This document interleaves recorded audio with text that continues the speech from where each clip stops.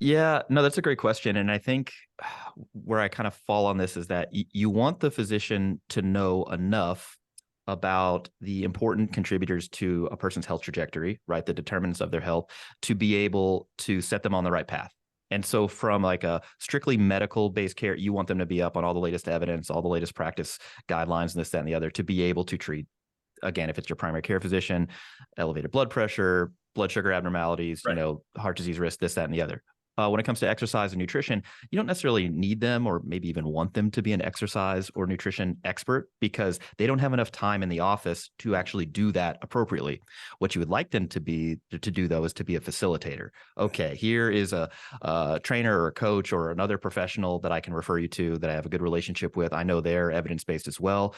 Go see, whoever down the street. Well, ideally down the hall. So you're limiting that barrier, Right. That people have. That's what you'd really want. And just it's unfortunate because when you look at, again, the amount of exercise counseling, dietary pattern counseling that actually happens in the office, it's very, very poor. Not only like as far as frequency, just doesn't happen that often, but the stuff that does happen, it's just not meeting the sort of points of performance that you would want to see for effective behavior change counseling. And that's what we're doing. We're trying to change behaviors. And so you can't do that in a 5-minute visit, right? Or even, a 10-minute visit. You really need more time. And if you're seeing 30 patients a day, good luck.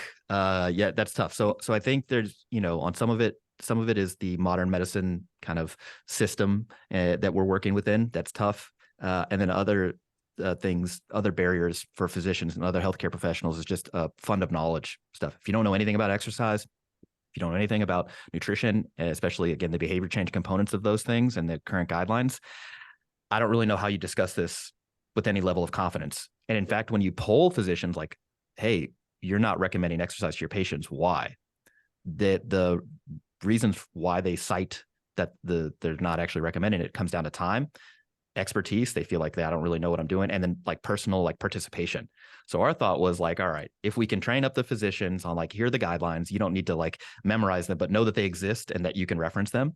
And then also get them more active, walking the walk, so to speak. So they need to do it too. They're humans, right? So Right.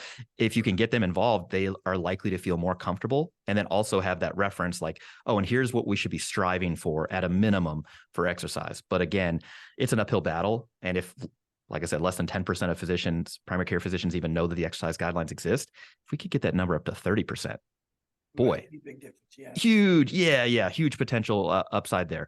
And so there are a lot of campaigns and public sort of health initiatives trying to get this going. And I think it's going to come down to having more money being made available and more, incentives, whether it's in the electronic medical record for like, hey, you got to check this box, did counsel patient on exercise, did counsel patient on nutrition, and referred them appropriately.